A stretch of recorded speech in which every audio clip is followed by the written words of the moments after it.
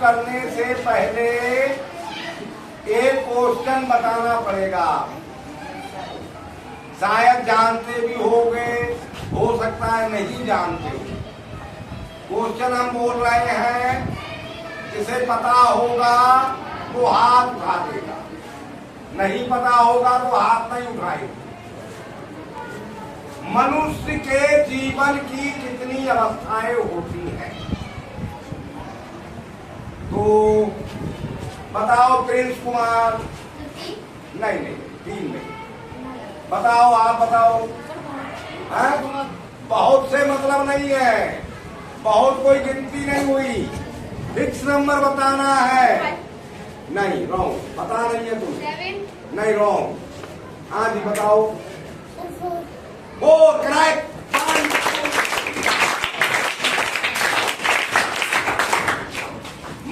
मनुष्य के जीवन की 4 अवस्थाएं होती हैं।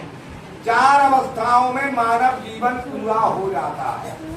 अब 4 बताइए, ये तो आंसर करेक्ट है, 4 ही होती है। क्या किसी को नाम पता है वो 4 अवस्थाएं कौन कौन सी होती हैं? जिसको नाम पता है वो हाथ उठाओ। नहीं पता है, चलो हम बता देते हैं। फिर जब किसी को नहीं पता तो हम बताते हैं। पर अब याद रखना, सबसे पहली अवस्था होती है बाल्यावस्था, बचपन होती है। अब दूसरी कोई बता सकता है? हाँ बताओ। युवक। नहीं, अभी युवक। दूसरी अवस्था होती है किशोरावस्था। बाल्यावस्था, बचपन, दूसरे नंबर पे आती है किशोरावस्था, किशोर। तीसरी कोई यह बता सकता है? हाथ उठाओ तो हमने बता दी। बचपन, किशोर, किसी को नहीं मालूम, बता रहे। तीसरी होती है युवावस्था, जवानी। बचपन, किशोर, जवानी, युवावस्था। अब चौथी तो बता देगा कोई भी? बताओ बेटा। बुढ़ापा यानी वृद्धावस्था। मानव जीवन कितनी अवस्थाओं में कंप्लीट हो जाता है? 4 में, 4 में। बचपन, किशोर, युवक और बूढ़ा, वृद्धा। 4 अवस्थाएं होती हैं। तो भगवान राम की एक अवस्था का वर्णन हम आपको सुना चुके हैं, या नहीं सुना चुके हैं? yes, कौन सी अवस्था का? बाल्यावस्था का। अब राम कौन सी अवस्था में आ गए हैं? किशोरावस्था में, यानी पढ़ने वाली अवस्था। किशोरावस्था में बच्चे पढ़ाई करना शुरू करते हैं। अब किशोरावस्था में आ गए हैं, पढ़ाई कर रहे हैं, गुरु के पास पढ़ते हैं। और पढ़ते कैसे? बहुत जल्दी, बड़े होशियार हैं पढ़ाई में, बहुत जल्दी उन्होंने सारी बातें सीख ली हैं। पर उनमें कुछ गुण है, पढ़ाई के साथ साथ उनमें कुछ खूबियां हैं, विशेषताएं हैं, जिस कारण वो जल्दी पढ़ लिए या जल्दी उनकी समझ में सारी बातें आ गई। वो खूबियां कौन कौन सी है वो समझ लीजिए। उसके बाद थोड़ा सा अलजेब्रा समझ लीजिए। अलजेब्रा समझाना शुरू कर दिया है हमने, बोलेंगे हमारे साथ। प्रात काल उठ कै रघुनाथा,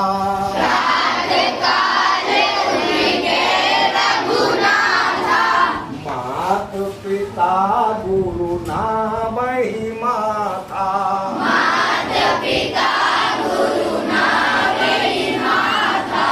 आय सुमांग करहि पुर काजा,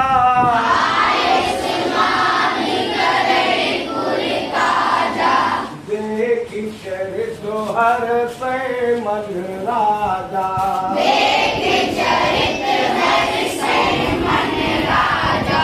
रात काल उठी कै रघुनाथा,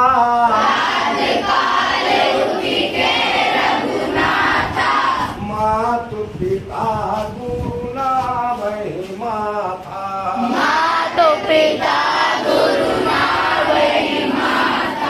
आय सुमांगी कर करहि पुर काजा,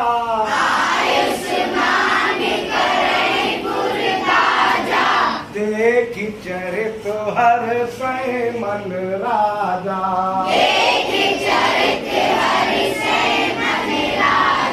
उनमें विशेषताएं हैं। सुबह को प्रातः काल जैसे ही उठते हैं, माता पिता और गुरु को शीश नवाते हैं, उनके चरण स्पर्श करते हैं, उनका आशीर्वाद देते हैं। इस कारण वो पढ़ाई में बढ़िया है। जो भी गुरु समझाते हैं उनकी समझ में एकदम आ जाता है। तो पढ़ाई में बढ़िया होने के लिए सबसे पहली खूबी होनी चाहिए बच्चे में, स्टूडेंट में, माता पिता गुरु का आशीर्वाद सुबह ही सुबह लेना चाहिए, उठते ही।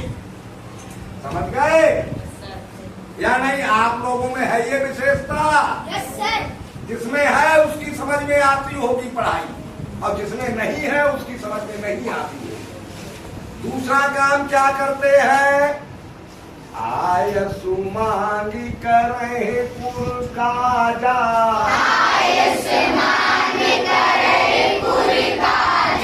देखि चरित हर्षै मन राजा।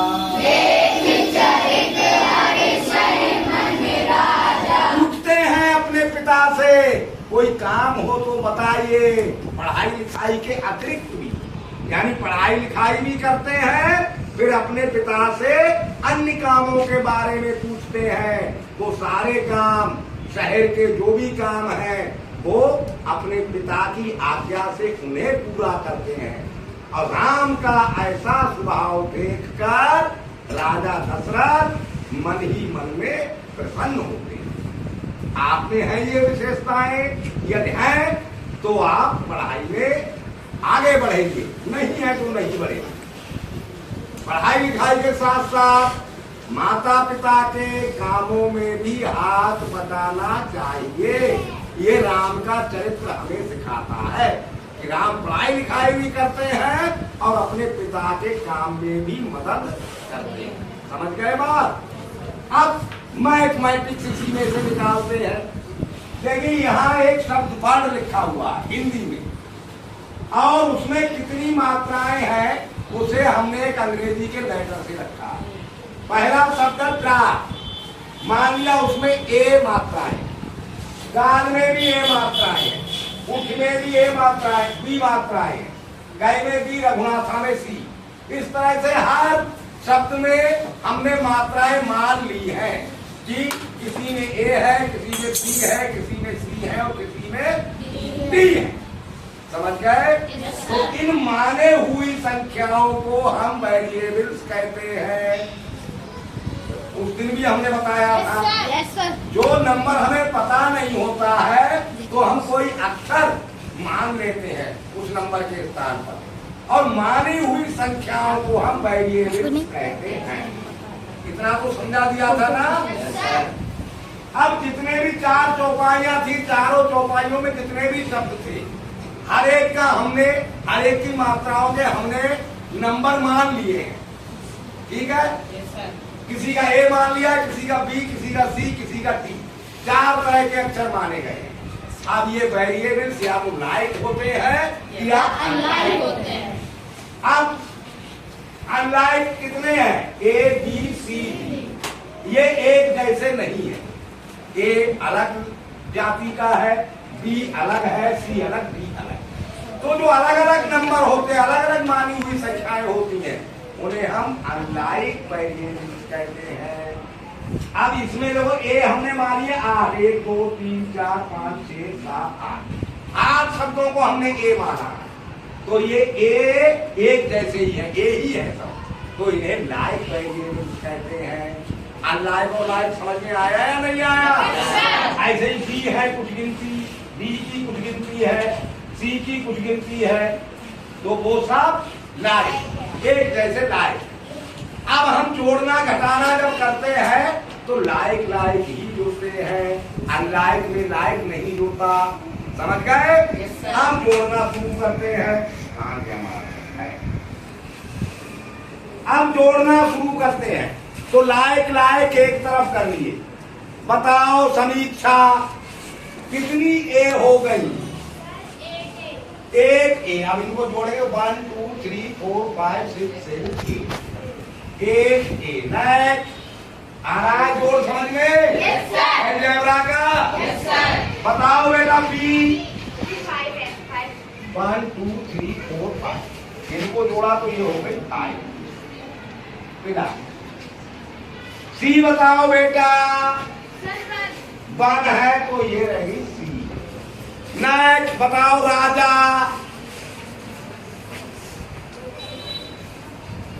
6 1 2 3 4 5 प्लस 6 डी। ये इनका जोड़ आ गया। ऐसे करके हम अलजेब्रा को जोड़ते हैं। नहीं समझे अभी? समझ गए? अच्छा ये तो जुड़ के आ गया। यदि ए की वैल्यू 3 हो, बी की वैल्यू 2 हो, सी की वैल्यू 5 हो, डी की वैल्यू 4 हो, तो कुल कितने ही मात्राएं हैं ये निकालना है। बताओ भाई कैसे करें? एक ऐसे लिख देंगे, एक हम बता दे रहे फिर आप बताओगे। यहाँ मल्टीप्लाई का निशान छिपा रहता है इनटू। अब ए की वैल्यू कितनी है? 3। ऐसे समझ गए बच्चे? Yes sir. नेक्स्ट अगला नंबर खड़े हो जाओ। बोलो कैसे करें? 5 into 3 5 इंटू जल्दी 2 2। हाँ बी की वैल्यू 2 है। शाबाश। नेक्स्ट खड़े हो जाओ। 3 की वैल्यू सी 1 है, 1 लिखते नहीं, सी तो अकेला रह गया तो सी की वैल्यू 5 है, ओनली 5 रह जाएगा। इसमें किसी से मल्टीप्लाई नहीं करनी। अगला नंबर 4 into 6 4 इंटू 6 कैसे हो जाएगा? 6 into 4 6 इंटू बी की वैल्यू है 4। ये बात। नेक्स्ट खड़े हो जाओ। कैसे करें बेटा? 8 3 जा 24 प्लस। नेक्स्ट अगला नंबर। अब कितना आएगा? टाइम पास मत करो, या तो बताओ या मना करो। नहीं पता। अगला नंबर 10। अगला नंबर 5 शाबाश गुड बॉय। अगला नंबर 24 शाबाश गुड बॉय। अगला नंबर अब टोटल जोड़ करके बताओ। 4 0 4 5 9 और 4 13 का 3 कैरी 1 1 2 3 1 4 और 2 63। कहीं पर मिस्टेक हो गई है, 64 आना चाहिए था। 16 4 या 64 तो 60 मात्राएं होती है एक लाइन में। चलो कहीं पे यहाँ गलती हो गई है। समझ गए? अलजेब्रा का प्रयोग क्यों करते हैं, कैसे करते हैं, लायक अनलायक समझ गए? ठीक सही।